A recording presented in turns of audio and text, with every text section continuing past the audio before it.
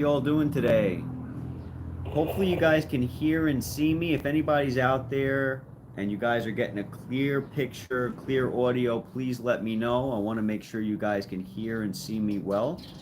Please just drop a comment to let me know. I would really appreciate that. Welcome to everybody who's here.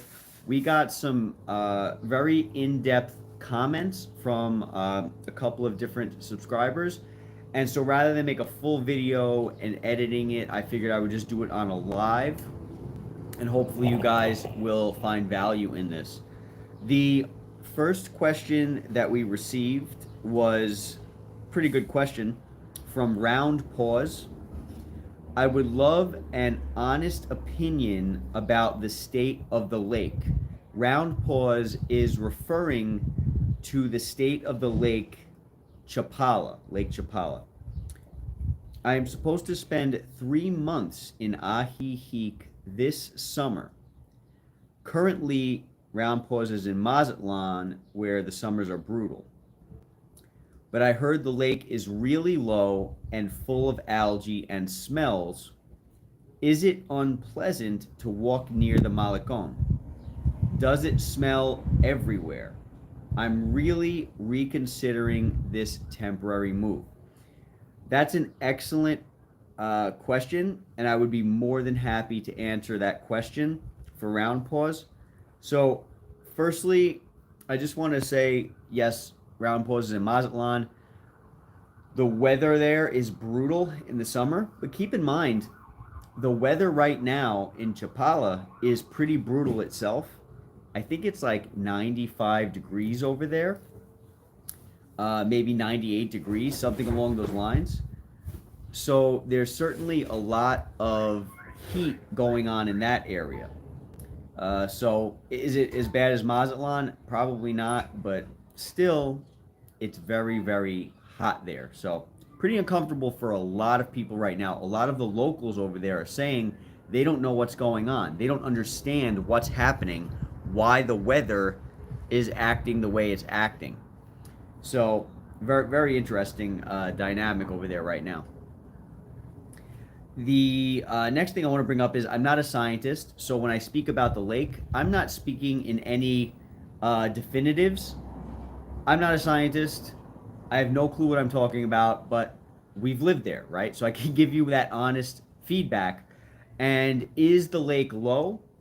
Does the lake have algae? Does the lake smell? All three, correct. Yes, absolutely. I am not going to lie to anybody. The lake looks low. Every day it changes a little bit, but yes, in general, the lake looks low, the lake has algae, and the lake smells. Keep in mind, guys, that not very long ago, I want to say probably, I'm just throwing a pretty round number out there, maybe like 60 years ago, that lake was completely dry. And now it's not. So it's doing pretty good right now. But it's lower than what people would obviously like it to be. It does have algae and it does smell. But it also depends on where you are. So, for example, the lake seems to be lower and the lake seems to be more smelly depending on the area. Hokotepec, I have not noticed any weird smells. Ajijic, I have not noticed any weird smells. However, in Chapala, I have noticed that that it smells in that area. Does it smell all the time? No, it doesn't. Monday it might smell, and you might be like, "Whoa, that's like bad," and then Tuesday you might not smell anything. So that's pretty wild, right? It'll smell depending on the day, depending on the way the wind's blowing, depending on what kind of garbage is by the lake that day. Like, for example, if they have garbage pails by the lake that day and it's baking out, the garbage is baking out in the sun, that's going to determine on whether or not it smells more or less during those times. So keep that in mind. As Round Paw asked, does it smell everywhere? No, it does not. It certainly does not. I'm grateful to say that it does not smell everywhere. So if you're walking through Chapala, Ajijic, Hocotepec, no, it doesn't. Will it smell? Well, keep in mind, in case you haven't been to Mexico, a majority of places in Mexico they smell. Not constant by any means, but every once in a while you'll be walking and you'll be hit with some like I remember we were in San Miguel. We're walking around, we're looking around, we're like, oh, this is great over here. All of a sudden, we get hit with a smell of sewage. It like knocked me in the face. That will happen no matter where you are in Mexico. That will happen to you in New York City. I've lived in New York City.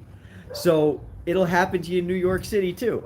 So keep that in mind. But majority, if you're walking around in Ajijic, Chapala, Joco, any of those areas, no, it doesn't smell everywhere. Once you go by the Malecon, maybe it will smell just a bit depending on the day, depending on the time. And again, mostly I've noticed that being in Chapala, and it's not every day. I've never noticed it smelling weird in Ajijic. Does that mean it doesn't? That certainly does not mean it doesn't. But is it unpleasant? I wouldn't say it's unpleasant. I would say that the people who are hanging out there, the vendors who are over there, the families. Oh man, the families are so cool. When you see families running around, enjoying their time, having a great day, that brings joy to my heart, and that's what you see when you're over in these areas. So I hope that helps answer that question. Very, very good question. Another thing I wanted to mention is the fact that people fish in that lake. Yes, they fish in Chapala, they fish in Ajijic, they fish in Joco. Now, am I telling you to fish in the lake? No, I'm not. Again, I'm not a scientist. How polluted is that lake? I really don't know. I can't tell you, but I can tell you that there's a lot of wildlife. Lots of wildlife. I mean, you'll be over there, you'll see pelicans. I mean, I think I've seen some like, what are they, like flamingos? I've seen some crazy wildlife in these areas, and they're pretty abundant. They're even abundant on the days that the lake smells. So they're hanging out. They're hanging out in the water. They're chilling. They're having a great time. Is it bad? I don't really know how bad it might be polluted, but there's enough people who fish, and there's enough wildlife where it gives me the idea that maybe the lake smells a little funky, but does that necessarily mean that it's polluted? I don't know. I don't know. The whole world's polluted. The entire world. I used to work in Brooklyn, Park Slope, one of the most expensive areas in Brooklyn, and the Gowanus was right there, and it stunk. It was horrible. Who set up shop right on the Gowanus right there? Whole Foods. They opened up a billion dollar Whole Foods over there right on the smelly lake, and they were very happy. So people chill over there all the time. It just depends on, I guess, how sensitive you are to it. What is your thought on how bad is bad and all that stuff? Everybody's different. The next thing Round Paws asked was, did you end up purchasing there? As you guys know, we were talking to you a while back about purchasing property over in Mexico. And yes, we purchased property in Lakeside. Very happy to say it. In fact, we did a video on that in case you want to check out the channel. I think it's called Foreigners Buying Property in Mexico, something along those lines, where we give you great detail on why we purchased in Mexico, why we purchased in the Lakeside area, and just our general thoughts and experience on the process. I have to say that I'm very, very happy to be a part, in some sense, a part of that community, having a home there that we can extend to people who visit. The community itself is a beautiful, vibrant, fantastic community with kind, loving people, beautiful families, and just incredible energy, especially when you sit back and focus on the fact that these are tiny little towns. Like, the energy that these towns have compared to their size is unbelievable. So cool, so cool. So I hope that helps in terms of the property information. Now, we had another commenter. I'm going to scroll down to that comment. Say, this is Bob. I'm sorry, I don't know how to say the name, but it states, you've been living in Mexico for a while now. Have you ever seen cartel activity in the areas that you've been in? Have you heard of cartel violence anywhere close to your proximity? So I'm going to go ahead and assume that this viewer is a foreigner, right? Because if they're Mexican, they probably wouldn't be asking this question. So as a foreigner, you're probably concerned with danger. Like many foreigners are, many people will never step foot into Mexico, and that's a tragedy in my opinion, because Mexico is just such a beautiful, vibrant place with beautiful people and so much beauty in general to offer. So that's a very sad thing, but it's the unfortunate reality of this world. I know many people who will not step foot in New York City because of the same reasons. So let's get into it. Have we heard of any cartel violence in the areas that we've lived? We've lived in lots of places: La Paz, Cabo San Lucas. We've lived in a whole bunch of different places, too many to even name right now, and we visited a whole bunch. We absolutely have heard of cartel violence. Have we ever been in a close proximity? Well, a notable case in our circumstance was when we lived in Morelia. And in Morelia, we left New York, drove into Morelia maybe 4 or 5 days later, and we heard that right near the mall that we had to drive through in order to get to the place that we were living, right near that mall, as Brittany and I were driving, we were like, wow, that's a nice mall. Earlier that day, there was a shootout over there. And unfortunately, it was apparently cartel violence. Two cartels fighting it out against one another. There were, I believe, if I remember correctly, 4 people injured. No one died. And those people who were injured were just innocent bystanders. Okay? Innocent bystanders. They had nothing to do with what was going on, and they were simply wrong place, wrong time when 2 different factions decided to have a problem with one another, unfortunately. Now, again, we've lived in many other places, and yes, you do hear about cartel violence and things like that. But I also want to point something out. A lot of the time, when you hear news stories, you're going to be hearing about cartel activity. Many times, it's not cartel activity. Many times, it's simply just violence in general, or a mugging, or something, a robbery gone wrong. Different factions. You don't just have quote unquote cartels, you have people throughout the United States, throughout Italy, throughout France, throughout Mexico. You have people who are good and people who are bad. So you will have violence no matter where you go in the world, unfortunately. It's very, very sad. But people will confuse certain types of violence with random violence, with orchestrated cartel activity. And that's not something that should happen. That's just something that does happen, unfortunately. Another thing I want you to keep in mind is,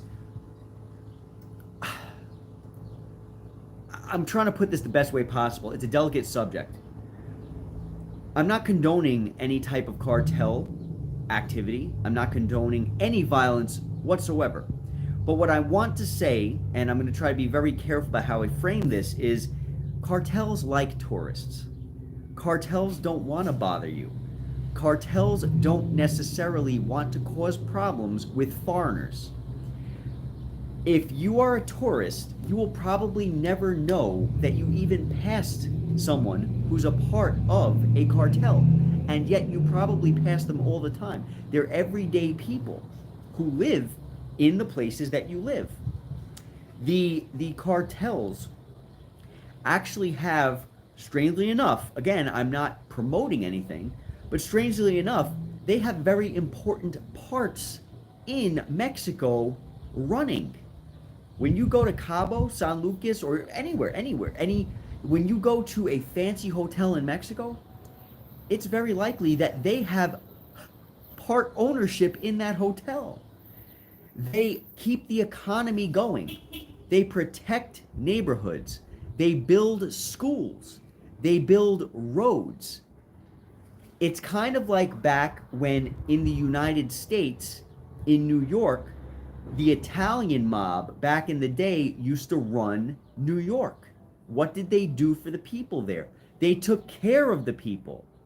Of course, there was violence, unfortunately. There's no way around that. But a majority of the time they were protecting people. A majority of the time they were taking care of the neighborhoods. They were doing things that the government would not dare do. And that is in essence what the cartels are doing here in Mexico. Am I telling you that they're great people? I don't know them. But I am telling you that they deserve respect, just like everybody deserves respect. And I think that even though they have a very scary, what would the word be? Scary kind of air around them. I think a lot of the time, and again, I'm not trying to say that they're good or bad. A lot of the time they're doing good things. So they deserve respect, just like anybody else. And they're not looking to hurt anybody outright, especially not if you're a tourist, okay? Now, let me just change the dynamic a little bit. If you are a tourist who is coming to get involved, or even if you're a local who is coming to get involved with bad things, drugs, weapons, anything, you are looking for trouble. You are looking for trouble, and you will find trouble, okay? Don't do that. That's stupid. That's not a good idea. Don't look for problems, and for a majority of the time, you're not going to have problems. Most people are catching themselves in bad situations, unfortunately, because they're putting themselves in the bad situation. And again, unfortunately, the news will capitalize on that situation. And a lot of the time, the stories that you're hearing are not necessarily true. The media is going to spin stories. They're going to spin their idea about what's going on in Mexico. That's why a lot of the time you might even hear, oh, cartel activity, when it's not. It's just random acts of violence. So am I saying the news is wrong all the time? No, I am not. But I am telling you that a lot of the time the news is telling the United States, people in the United States, things that is not true. Things that are not true. Of course, bad things happen here. Bad things happen everywhere. Everywhere. And so, do the cartels exist? Of course they exist. We know they exist, right? Do shootouts happen? Of course they do.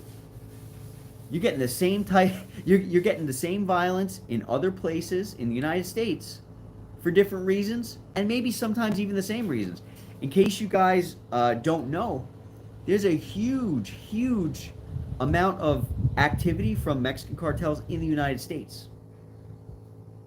So, again, they're looking to make money, and they're looking to, a lot of the time, make improvements in the areas that they're in. So, you know, that's just, I hope that helps answer your question. If you're a foreigner, if you're a tourist who's interested in coming to Mexico, would I ever tell you not to come to Mexico? No, I would not. At this time, I would not tell you to avoid Mexico. I think Mexico has beautiful people. I think Mexico has beautiful places. And I think Mexico has a whole bunch of great stuff to offer.